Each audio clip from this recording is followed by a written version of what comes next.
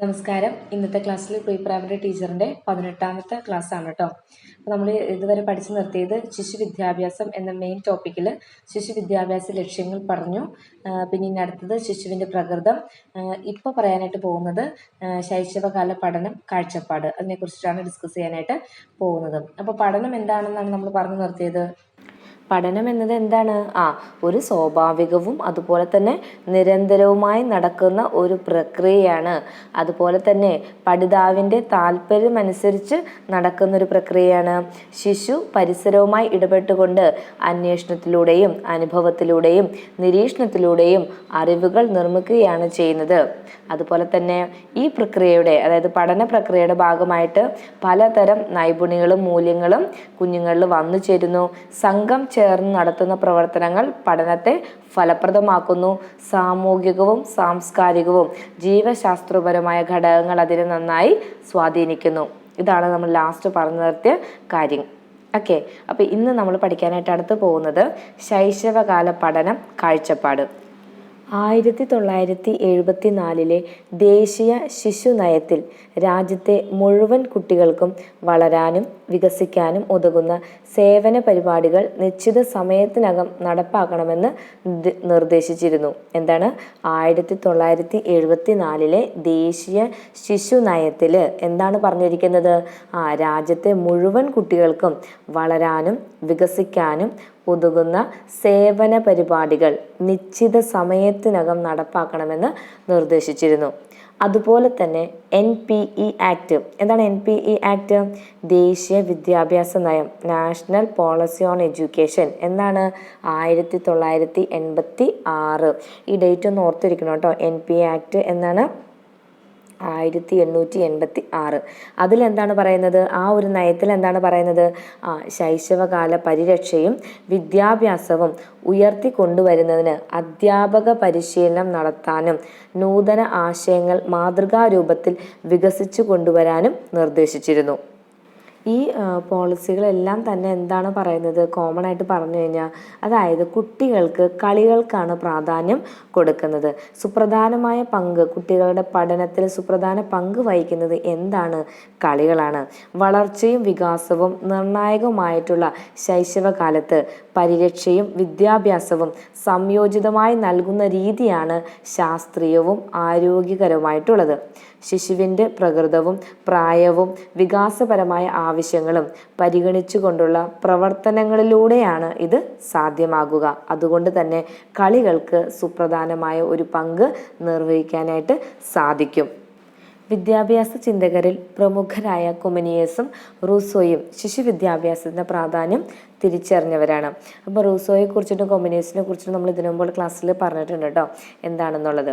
ഇനി അതുപോലെ തന്നെ നമ്മുടെ കിൻഡർ ഗാർട്ടൻ കൊണ്ടുവന്നത് ആരാണ്? കിൻഡർ ഗാർട്ടൻ ഫ്രോബലാണ് അല്ലേ? ഇമ്പോർട്ടൻ്റ് ആണ്. ഫ്രോബലാണ് കിൻഡർ ഗാർട്ടൻ കൊണ്ടുവന്നത്. അതുപോലെ തന്നെ മോണ്ടിസോറിയുടെ സ്കൂൾ ഏതായിരുന്നു? കുഞ്ഞുങ്ങളുടെ വീടായിരുന്നു. കുഞ്ഞുങ്ങളുടെ വിദ്യാഭ്യാസം വാസ്തവത്തിൽ അമ്മയുടെ ഗർഭപാത്രത്തിൽ കിടക്കുമ്പോഴേ തുടങ്ങുമെന്നും അമ്മയെ പഠിച്ചുകൊണ്ടാണ് ഇത് ആരംഭിക്കുന്നതെന്നും ആര് പറഞ്ഞു? ഗാന്ധിജി പറഞ്ഞു. എന്താണ് ഗാന്ധിജി പറഞ്ഞത്? അമ്മയുടെ ഗർഭപാത്രത്തിൽ കിടക്കുമ്പോൾ തന്നെ, അതായത് കുഞ്ഞിൻ്റെ വിദ്യാഭ്യാസം എവിടെ നിന്ന് തുടങ്ങുന്നു എന്നാണ് ഗാന്ധിജി പറഞ്ഞത്? കുഞ്ഞ് വയറ്റിൽ ഉരുവാകുമ്പോൾ തുടങ്ങും, അതായത് ജനിക്കുമ്പോൾ മുതൽ വിദ്യാഭ്യാസം കുഞ്ഞിൻ്റെ തുടങ്ങുകയാണെന്ന് ആര് പറഞ്ഞു? ഗാന്ധിജി പറഞ്ഞു. കുഞ്ഞുങ്ങളുടെ കാര്യത്തിൽ പ്രവൃത്തിയും കളിയും തമ്മിൽ വ്യത്യാസമില്ലെന്നും അവരെ സംബന്ധിച്ചിടത്തോളം എന്തും കളിയാണെന്നും ഗാന്ധിജി പറഞ്ഞു. എന്താണ് പറഞ്ഞത്? കുഞ്ഞുങ്ങളുടെ കാര്യത്തിൽ അവർക്ക് പ്രവൃത്തി കളിയും തമ്മിൽ വ്യത്യാസമൊന്നുമില്ല. അവരെ സംബന്ധിച്ച് എല്ലാം എന്താണ്? കളിയായിട്ടാണ് അവർക്ക് തോന്നുന്നത്. ഇന്ദ്രിയ അനുഭൂതികളിൽ കൂടിയും പരീക്ഷണ നിരീക്ഷണങ്ങൾ വഴിയും വിവരം ഗ്രഹിക്കുന്നതിനും മനസ്സും ബുദ്ധിയും വികസിക്കുന്നതിനുമുള്ള അവസരങ്ങൾ സൃഷ്ടിക്കണമെന്നും ഉത്സവവും പ്രദർശനവും കാണാൻ പോകുന്ന താല്പര്യത്തോടെ കുട്ടികൾ വിദ്യാലയത്തിലേക്ക് പോകണമെന്നും കൊമനിയസ് അഭിപ്രായപ്പെട്ടു. അപ്പോൾ കൊമനിയസിൻ്റെ അഭിപ്രായം എന്താണ്? ഇന്ദ്രിയ അനുഭൂതികളിൽ കൂടിയും പരീക്ഷണ നിരീക്ഷണങ്ങൾ വഴിയും വിവരം ഗ്രഹിക്കുന്നതിനും മനസ്സും ബുദ്ധിയും വികസിക്കുന്നതിനുമുള്ള അവസരങ്ങൾ സൃഷ്ടിക്കണമെന്നും ഒരു ഉത്സവത്തിനോ അല്ലെങ്കിൽ ഒരു പ്രദർശനം കാണാൻ പോകുന്ന താല്പര്യത്തോടു കൂടി വേണം കുഞ്ഞുങ്ങൾ എവിടേക്ക് പോകാനായിട്ട്, സ്കൂളിലേക്ക് പോകേണ്ടത് എന്ന് ആരാണ് അഭിപ്രായപ്പെട്ടത്? കൊമനിയസ് അഭിപ്രായപ്പെട്ടു. ഇനി കോമൺ ആയിട്ട് എന്താണ് ഒരു പ്രീ സ്കൂൾ കാഴ്ചപ്പാട്, അല്ലെങ്കിൽ പ്രീ സ്കൂൾ എന്ന് പറഞ്ഞാൽ എന്താണ് ഉദ്ദേശിക്കുന്നത്? അതായത് ശിശുക്കൾ എങ്ങനെയായിരിക്കും ജന്മന? പ്രവർത്തന നിരതരും പഠനോന്മുഖരുമാണ്. എന്താണ് ശിശുക്കൾ എങ്ങനെയാണ്?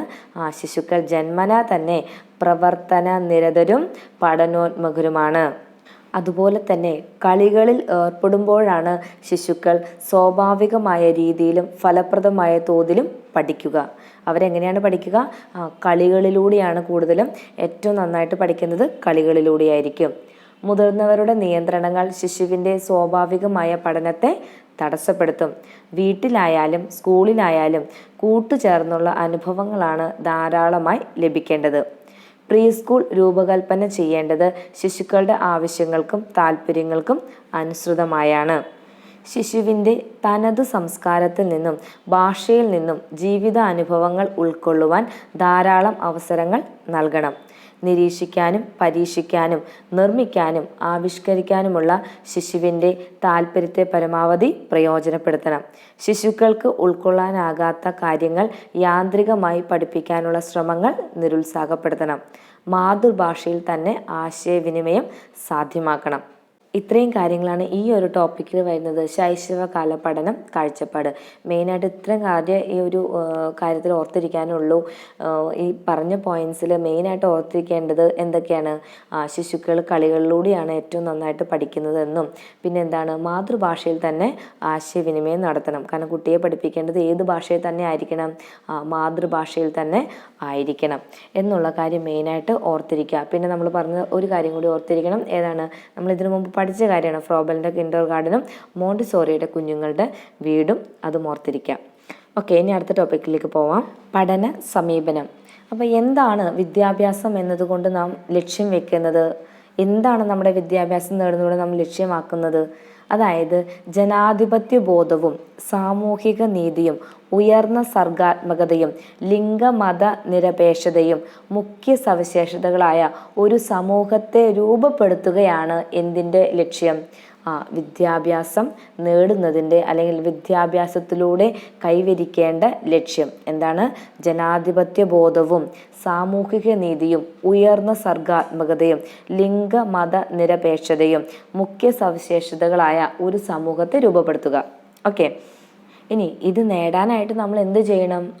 ശിശുവിൻ്റെ അവകാശങ്ങളും അവരുടെ പ്രകൃതവും വികാസപരമായ ആവശ്യങ്ങളും പരിഗണിച്ചു കൊണ്ടുള്ള പ്രവർത്തന പരിപാടികളാണ് നാം ആസൂത്രണം ചെയ്യേണ്ടത്. അങ്ങനെയാണെങ്കിൽ എന്തൊക്കെ കാര്യങ്ങളായിരിക്കും നമ്മുടെ ആ ഒരു ശിശുവിൻ്റെ പഠനത്തിൽ ഉൾപ്പെടുത്തേണ്ട അടിസ്ഥാന ആശയങ്ങൾ എന്തൊക്കെയാണ്? ഒന്നാമത്തെ കാര്യം, പഠനം എങ്ങനെയായിരിക്കണം? തികച്ചും അനൗപചാരികമാകണം. പിന്നെയോ പഠനം കളി രീതിയിലാകണം. നമ്മൾ നേരത്തെ പറഞ്ഞതാണ് കളി രീതിയിലാണെങ്കിലാണ് കുട്ടികൾക്ക് നന്നായിട്ട് പഠിക്കാനും ഒക്കെ സാധിക്കുള്ളൂ എന്നല്ലേ. ഇനി മൂന്നാമത്തെ പോയിന്റ് എന്താണെന്ന് വെച്ചാൽ, കളിയിലൂടെ കിട്ടുന്ന അനുഭവങ്ങൾ ശിശുവിനെ പ്രചോദിപ്പിക്കുന്നവയും ബുദ്ധിയുടെ ബഹുമുഖങ്ങളെ ഉദ്ഘാടിച്ചു കൊണ്ടുള്ളതും ആകണം.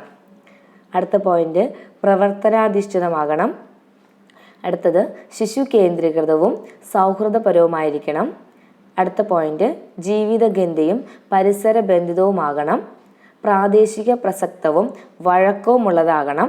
മാതൃഭാഷയാകണം ആശയവിനിമയത്തിനുള്ള അടിസ്ഥാന മാധ്യമം. പ്രത്യേക ആവശ്യമുള്ള കുട്ടികളെ ഉചിതമായ രീതിയിൽ പരിഗണിക്കണം. എന്തൊക്കെയാണ് നമ്മുടെ പഠനത്തെ ഉൾക്കൊള്ളിച്ചുകൊണ്ട് അല്ലെങ്കിൽ ശിശുക്കളുടെ പഠനത്തിൽ അടിസ്ഥാനമാക്കേണ്ട ആശയങ്ങൾ എന്തൊക്കെയാണ്? ഒന്നുകൂടി പറയാം. തികച്ചും എങ്ങനെയായിരിക്കണം? അനൗപചാരികമാകണം. പഠനം കളി രീതിയിലാകണം. കളിയിലൂടെ കിട്ടുന്ന അനുഭവങ്ങൾ ശിശുവിനെ പ്രചോദിപ്പിക്കുന്നവയും ബുദ്ധിയുടെ ബഹുമുഖങ്ങളെ ഉദ്ഘാടിച്ചു കൊണ്ടുള്ളതുമാകണം. പ്രവർത്തനാധിഷ്ഠിതമാകണം. ശിശു കേന്ദ്രീകൃതവും സൗഹൃദപരവുമായിരിക്കണം. ജീവിതഗന്ധിയും പരിസര ബന്ധിതവുമാവണം. പ്രാദേശിക പ്രസക്തവും വഴക്കവുമുള്ളതാകണം. മാതൃഭാഷയാകണം ആശയവിനിമയത്തിനുള്ള അടിസ്ഥാന മാധ്യമം. പ്രത്യേക ആവശ്യമുള്ള കുട്ടികളെ ഉചിതമായ രീതിയിൽ പരിഗണിക്കണം. അടുത്ത ടോപ്പിക്കാണ് ശിശു പഠന രീതി. അപ്പോൾ ശിശു പഠന രീതിയുടെ ഏറ്റവും വലിയ പ്രത്യേകത എന്തായിരിക്കും? കളിയാണ് രീതി, സ്നേഹമാണ് ഭാഷ. എന്താണ്? കളിയാണ് രീതി, സ്നേഹമാണ് ഭാഷ. ഇതാണ് ശിശു വിദ്യാഭ്യാസ സമീപനത്തിൽ അധിഷ്ഠിതമായ പഠന രീതിയുടെ പ്രത്യേകത. പരസ്പരം പങ്കുവച്ചും മറ്റുള്ളവരുടെ അവകാശങ്ങൾ മാനിച്ചും സഹവർത്തിത്വത്തോടെ പെരുമാറിയാണ് ശിശുക്കൾ പഠിക്കേണ്ടത്. കളികളിൽ പങ്കാളിയാകുന്നത് വഴി സന്തോഷകരമായ ഒരു മാനസികാവസ്ഥയിലെത്താൻ അവർക്ക് കഴിയുകയും ചെയ്യുന്നു. അതാകട്ടെ ശിശു സൗഹൃദപരമായ അന്തരീക്ഷത്തിലാണ് നടക്കേണ്ടത്. സ്വാഭാവികത, അനൗപചാരികത, ഉദ്ധൃത സ്വഭാവം തുടങ്ങിയവ ഈ പഠനരീതിയുടെ മുഖ്യ സവിശേഷതകളാണ്. അതുപോലെ തന്നെ കുഞ്ഞ് എങ്ങനെയാണ് പഠിക്കുന്നത്? സ്വയം ഗവേഷണം നടത്തിയാണ് ശിശുക്കൾ പഠിക്കുന്നത്. എങ്ങനെയാണ് കുഞ്ഞുങ്ങൾ പഠിക്കുന്നത്? സ്വയം ഗവേഷണം നടത്തി. പ്രകൃതിയുമായിട്ട് ഇണങ്ങിച്ചേർന്ന് ആകാശത്തെയും ഭൂമിയെയും സകല ജീവജാലങ്ങളെയും നിരീക്ഷിച്ച് അവരെന്ത് ചെയ്യുന്നു? അവരോടൊരു ഗവേഷണം നടത്താണ്. അങ്ങനെയാണ് കുഞ്ഞുങ്ങൾ പഠിക്കുന്നത്. അപ്പം ഇതിന് ഒതുങ്ങുന്ന തരത്തിലുള്ള കളികളുണ്ടായിരിക്കണം. പാട്ടുകൾ, കഥകൾ, നിറം കൊടുക്കൽ, ആംഗ്യപ്പാട്ട്, അഭിനയം, നിർമ്മാണം തുടങ്ങിയ വൈവിധ്യമാർന്ന പ്രവർത്തനങ്ങളാണ് പ്രീ സ്കൂളിൽ കൊടുക്കേണ്ടത്. അപ്പോൾ പ്രീ സ്കൂൾ എന്തൊക്കെ കാര്യങ്ങളാണ് നമ്മൾ കുഞ്ഞുങ്ങൾക്ക് വേണ്ടി ചെയ്തു കൊടുക്കേണ്ടത്? അപ്പോൾ അവരുടെ ഗവേഷണം, അതായത് സ്വയം അവർ നിരീക്ഷിച്ച് ഓരോ കാര്യങ്ങൾ പഠിക്കാൻ ഒതുങ്ങുന്ന തരത്തിലുള്ള കളികളായിരിക്കണം അല്ലേ? അതുപോലെ തന്നെയുള്ള പാട്ടുകൾ, കഥകൾ, നിറം കൊടുക്കൽ, ആംഗ്യപ്പാട്ട്, അഭിനയം, നിർമ്മാണം തുടങ്ങിയ വൈവിധ്യമാർന്ന പ്രവർത്തനങ്ങളാണ് എവിടെ കൊടുക്കേണ്ടത്? പ്രീ സ്കൂൾ കുഞ്ഞുങ്ങൾക്കായിട്ട് നമ്മൾ കൊടുക്കേണ്ടത്. പ്രകൃതി യാത്രകൾ, ചമഞ്ഞുള്ള കളികൾ, അകം പുറം കളികൾ, സ്വതന്ത്ര കളികൾ, ആസൂത്രിത കളികൾ തുടങ്ങിയവയ്ക്ക് ഈ കാലഘട്ടത്തിൽ പ്രത്യേക പരിഗണന നൽകണം. ഇതിൻ്റെ ഭാഗമായി നിരീക്ഷിച്ചും താരതമ്യം ചെയ്തും തരം തിരിച്ചും നിഗമനങ്ങൾ രൂപീകരിച്ചും ഒട്ടനവധി ആശയങ്ങൾ കുഞ്ഞുങ്ങൾക്ക് അവരറിയാതെ തന്നെ കിട്ടുകയും ചെയ്യും. അടുത്ത ടോപ്പിക്കാണ് ഭാഷയോടുള്ള സമീപനം. ശിശുവികാസ മേഖലയിൽ ഏറ്റവും സുപ്രധാനമായിട്ടുള്ളത് എന്തായിരിക്കും? ഭാഷാശേഷിയുടെ വളർച്ചയാണ്. ഭാഷ നമ്മൾ എങ്ങനെയായിരിക്കണം, ഏത് ഭാഷയിലാണ് നമ്മൾ കുഞ്ഞുങ്ങളോട് സംസാരിക്കേണ്ടത്, അല്ലെങ്കിൽ കുഞ്ഞുങ്ങൾക്ക് പറഞ്ഞു കൊടുക്കേണ്ടത് ഏത് ഭാഷയിലാണ് നമ്മൾ പറഞ്ഞത്?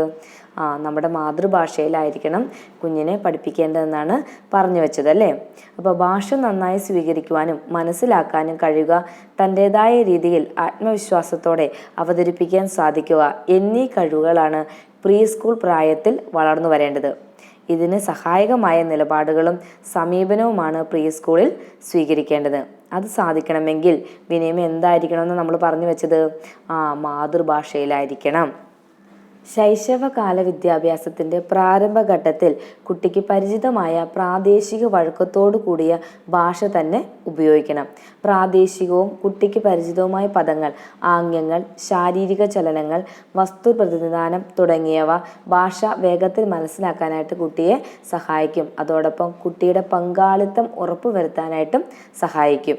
മാതൃഭാഷയാണ് മുഖ്യമായ വിനിമയ ഉപാധിയെങ്കിലും ആശയവിനിമയത്തിന് ഭാഷ ഒരു തടസ്സമല്ലാത്ത വിധത്തിലുള്ളതും കുട്ടികൾക്ക് യോജിച്ചതുമായ അന്യഭാഷാ സിനിമകൾ, ആംഗ്യപ്പാട്ടുകൾ തുടങ്ങിയവ നമുക്ക് ഉചിതമായ വിധത്തിൽ പ്രയോജനപ്പെടുത്താനായിട്ട് സാധിക്കും. പക്ഷെ അന്യഭാഷയിലുള്ള കാര്യങ്ങൾ കുഞ്ഞുങ്ങളെ നിർബന്ധിച്ച് പഠിപ്പിക്കാനോ അവരെ ഒരു ഔപചാരികമായിട്ട് ആ ഒരു സന്ദർഭത്തെ യൂസ് ചെയ്ത് പഠിപ്പിക്കാനൊന്നും പാടില്ല. അതായത് ഇപ്പോൾ നമ്മൾ കുഞ്ഞുങ്ങൾക്ക് കാർട്ടൂണൊക്കെ വെച്ച് കൊടുക്കാറില്ലേ അല്ലേ? ഇംഗ്ലീഷിലുള്ള കാർട്ടൂണൊക്കെ വെച്ച് കൊടുക്കാറുണ്ട്. അങ്ങനെ വെച്ച് കൊടുക്കുന്നതിന് കുഴപ്പമില്ല. പക്ഷെ ആ ഒരു ഭാഷ അവരെ എന്ത് ചെയ്യാൻ പാടില്ല? അത് പഠിപ്പിക്കാനായിട്ട് നമ്മൾ നിർബന്ധിക്കാനായിട്ട് പാടില്ല. അപ്പോൾ നമ്മൾ ഇതേപോലെ ചിത്രങ്ങളും വീഡിയോകളും മറ്റ് മാധ്യമങ്ങളൊക്കെ ഉപയോഗിച്ച് കുട്ടിക്ക് കാണിച്ചു കൊടുക്കുമ്പോൾ കുട്ടികളുടെ അനുഭവതല വികാസത്തിന് അത് ഉപയോഗപ്പെടുത്താനായിട്ട് സാധിക്കും. അതുപോലെ തന്നെ ഇതര ഭാഷാ പ്രദേശത്തു നിന്ന് വന്ന് താമസിക്കുന്ന കുടുംബങ്ങളിൽ കുട്ടികൾക്ക് അവരുടെ ഭാഷയിൽ വിനിമയം ചെയ്യുന്നതിനുള്ള അവസരമൊരുക്കുകയും നമ്മൾ, അതായത് ആ കുട്ടികൾക്ക് അതിനുള്ള ഒരു സാഹചര്യം ഒരുക്കാനായിട്ട് നമ്മൾ പ്രത്യേകം ശ്രദ്ധിക്കണം. അതുപോലെ തന്നെ ബോധപൂർവമായ എഴുത്തിനും വായനയ്ക്കും പ്രീ സ്കൂൾ കുട്ടിയെ നിർബന്ധിക്കാനായിട്ട് പാടില്ല. അവർ സ്വാഭാവികമായിട്ടുള്ള പ്രവർത്തനങ്ങളുടെ വല്ലതും എഴുതുകയോ കുറിക്കുകയോ ഒക്കെ ചെയ്താൽ കുഴപ്പമില്ല. നമ്മൾ ബോധപൂർവം അവരെ എഴുതിക്കാനോ വായിപ്പിക്കാനോ നിർബന്ധിക്കാനായിട്ട് പാടില്ല. ഇനി ചിഹ്നങ്ങൾ, പ്രതീകങ്ങൾ, സൂചകങ്ങൾ, ചിത്രങ്ങൾ എന്നിവ വായിച്ചെടുക്കാനും ഉചിതമായ രീതിയിൽ പ്രകടിപ്പിക്കുവാനുമുള്ള ഭാഷേതര ആശയവിനിമയ ശേഷി, നോൺ വെർബൽ കമ്മ്യൂണിക്കേഷൻ സ്കില്ല് അതും വളർത്തിയെടുക്കേണ്ടതാണ്. ചിഹ്നങ്ങൾ, പ്രതീകങ്ങൾ, സൂചകങ്ങൾ, ചിത്രങ്ങൾ എന്നിവ വായിച്ചെടുക്കാനും ഉചിതമായ രീതിയിൽ പ്രകടിപ്പിക്കാനുമുള്ള ഭാഷേതര ആശയവിനിമയ ശേഷിയും കുട്ടികൾ നമ്മൾ എന്ത് ചെയ്യണം? വളർത്തിക്കൊണ്ട് വരണം. സ്വതന്ത്രമായും ആത്മവിശ്വാസത്തോടു കൂടിയും ഭാഷാ പ്രകടനങ്ങൾ നടത്തുന്നതിനുമുള്ള അവസരങ്ങൾ ഒരുക്കുകയും അതിൽ വരുന്ന പ്രയാസങ്ങൾ തിരിച്ചറിഞ്ഞ് മെച്ചപ്പെടുത്താൻ ഉതകുന്ന സാഹചര്യങ്ങൾ അല്ലെങ്കിൽ സഹായങ്ങൾ നൽകുകയും വേണം. ഓരോ കുട്ടിയോടും വ്യക്തിപരമായി ആശയവിനിമയം ചെയ്യാൻ അധ്യാപിക എന്ത് ചെയ്യണം? സമയം കണ്ടെത്തണം. എല്ലാത്തിനും ഉപരി എന്ത് നമ്മൾ നോക്കണം? അധ്യാപികയുടെ ഭാഷയും ഉച്ചാരണവും കുഞ്ഞുങ്ങൾക്ക് അനുകരണയോഗ്യമായിരിക്കണം. അപ്പം നല്ല രീതിയിൽ വേണം കുഞ്ഞുങ്ങളോട് സംസാരിക്കാനും ഇടപഴകാനും. നമ്മൾ പറയുന്ന കാര്യങ്ങൾ എന്തായിരിക്കണം? ഉച്ചാരണമൊക്കെ കറക്റ്റ് ആയിരിക്കണം. അതായിരിക്കും കുഞ്ഞുങ്ങളത് റിപ്പീറ്റ് ചെയ്ത് അല്ലെങ്കിൽ അത് അനുകരിച്ചായിരിക്കും പഠിക്കുന്നത്. അപ്പം അധ്യാപകരുടെ ഭാഷയും ഉച്ചാരണവും കുഞ്ഞുങ്ങൾക്ക് അനുകരണയോഗ്യമായിരിക്കണം. ഇനി വൈവിധ്യങ്ങളെ മാനിക്കൽ, വാല്യൂവിങ് ഡൈവേഴ്സിറ്റി. വൈവിധ്യങ്ങൾ എല്ലാ ജനതകൾക്കിടയിലും നിലവിലുണ്ട്. ഭാഷ, മതം, പ്രായം, സംസ്കാരം, ലിംഗപദവി എന്നിവയിൽ ഇവ പ്രത്യേകിച്ച് പ്രകടമാണ്. കുടുംബങ്ങൾക്കിടയിൽ ഭാഷണ രീതി, ബന്ധുത്വ നാമകരണങ്ങൾ, ഭക്ഷണക്രമങ്ങൾ എന്നിവയിൽ വ്യത്യാസങ്ങൾ കാണാനായിട്ട് സാധിക്കും. കുട്ടികളുടെ ശാരീരിക സവിശേഷതകൾ പോലുള്ള കാര്യങ്ങളിലും ഈ വ്യത്യാസം പ്രകടമാണ്. വൈവിധ്യങ്ങൾ മനുഷ്യ ഗുണമേന്മയുടെ ഭാഗമാണ്. ഈ വൈവിധ്യങ്ങൾ വിവേചനം കൂടാതെ അംഗീകരിക്കുന്നതിനുള്ള മനോഭാവം കുഞ്ഞുങ്ങളെ തന്നെ നാളിൽ തന്നെ അവരെ പഠിപ്പിക്കേണ്ടതാണ്. ശൈശവത്തിൽ തന്നെ രൂപപ്പെടുത്തേണ്ടതാണ്. വൈവിധ്യങ്ങൾ വിവേചനം കൂടാതെ അംഗീകരിക്കുന്നതിനുള്ള മനോഭാവം കുഞ്ഞുങ്ങളിൽ നമ്മൾ എന്ത് ചെയ്യണം? വളർത്തിക്കൊണ്ട് വരണം. അപ്പം ഇത് സാധ്യമാകണമെങ്കിൽ എന്തൊക്കെ കാര്യങ്ങൾ നമ്മൾ കുട്ടികൾക്ക് ചെയ്തു കൊടുക്കേണ്ടതുണ്ട്, അല്ലെങ്കിൽ എന്തൊക്കെ പ്രത്യേകതകൾ ഉയർത്തിക്കൊണ്ട് വരാനായിട്ട് കഴിയണം? ശിശുക്കളിൽ അനുഗുണമായ സ്വയാവബോധം, സെൽഫ് എസ്റ്റീം ഉയർത്തിക്കൊണ്ടുവരിക. എന്താണ്? ശിശുക്കളിൽ അനുഗുണമായ സ്വയാവബോധം, സെൽഫ് എസ്റ്റീം ഉയർത്തിക്കൊണ്ടുവരണം. ശിശുക്കളുടെ സ്വതബോധവും വികസിപ്പിക്കുക. പാരമ്പര്യം, ലിംഗപദവി, മതം, വൈകല്യങ്ങൾ, ഭാഷ തുടങ്ങിയവ സ്വാഭാവിക സവിശേഷതകളായി കുട്ടികൾക്ക് അനുഭവപ്പെടണം. ഇനി അടുത്ത പോയിന്റ്, ലിംഗപരിഗണന. ആൺപെൺ വ്യത്യാസമില്ലാതെ ജാതി, മത, സാമ്പത്തിക പരിഗണനകൾ കൂടാതെ എല്ലാവരും എങ്ങനെയാണ്? സമഭാവനയോടെ കാണുകയും പ്രവർത്തിക്കുകയും ചെയ്യുന്ന വിധത്തിലാകണം ശിശു വിദ്യാഭ്യാസം പുരോഗമിക്കേണ്ടത്. ലിംഗാധിഷ്ഠിതമായ അസമത്വങ്ങൾ ഏറിവരുന്ന സമൂഹത്തിൽ അവ കൊണ്ടുവരുന്നതിനുള്ള ബോധപൂർവമായ ശ്രമങ്ങൾ ശൈശവകാലത്ത് തന്നെ തുടങ്ങണം. ശിശുക്കളെ ഇടകലർത്തി ഇരുത്തുകയും അവർ ഒന്നിച്ച് പങ്കെടുപ്പിക്കുന്ന കളികൾ ആവിഷ്കരിക്കുകയും ലിംഗസമത്വം ഉറപ്പുവരുത്തുന്ന അന്തരീക്ഷം സംജാതമാക്കുകയും ചെയ്യണം. സ്കൂളിന് അകത്തു വെച്ചോ പുറത്തു വെച്ചോ യാതൊരു വിധത്തിലുള്ള വിവേചനവും ആരുടെ ഭാഗത്തു നിന്നും ഉണ്ടാകാതിരിക്കാനായിട്ട് പ്രത്യേകം ശ്രദ്ധ വെക്കേണ്ടതും ഉണ്ട്. അപ്പം പരിഗണന എന്ന് പറഞ്ഞാൽ എന്താണ്? അതായത് ആണും പെണ്ണും എന്നുള്ള വ്യത്യാസമില്ല, ജാതി മതം ഇങ്ങനെ ഒരു വ്യത്യാസമില്ലാതെ എല്ലാവരും ഒരുപോലെയാണ്, സമന്മാരാണ് എന്നുള്ളൊരു ബോധം കുഞ്ഞുങ്ങളിൽ വളർത്തിക്കൊണ്ട് വരണം. അതുപോലെ തന്നെ മാറ്റി നിർത്തി, ഇപ്പോൾ ആൺകുട്ടികളെ മാറ്റി നിർത്തി കളിക്കുക, പെൺകുട്ടികളെ മാറ്റി നിർത്തി കളിക്കുക, അങ്ങനെയൊന്നും പാടില്ല. അവരെല്ലാവരും മിക്സ് ചെയ്ത് കളിപ്പിക്കാനും ഓരോരോ കാര്യങ്ങൾ, പഠന പ്രവർത്തനങ്ങളൊക്കെ കൊണ്ടുപോകാനൊക്കെ ആയിട്ട് നമ്മൾ എന്ത് ചെയ്യണം? ബോധപൂർവം ശ്രമിക്കണം. അപ്പോൾ ഒരു തരത്തിലുമുള്ള വിവേചനം പാടില്ല. അപ്പോൾ ഇന്നത്തെ ക്ലാസ്സിൽ നമ്മൾ ഇത്രയേ ഉള്ളൂ കേട്ടോ. ഇനി നമുക്ക് അടുത്ത ക്ലാസ്സിൽ പഠിക്കാം. അടുത്ത ക്ലാസ്സിൽ പഠിക്കുന്നത് നമ്മൾ ശിശുവികാസവും കളിപ്രവർത്തനങ്ങളുമാണ്. അപ്പോൾ നമുക്കിനി അടുത്ത ക്ലാസ്സിൽ കാണാം. Okay, thanks for watching.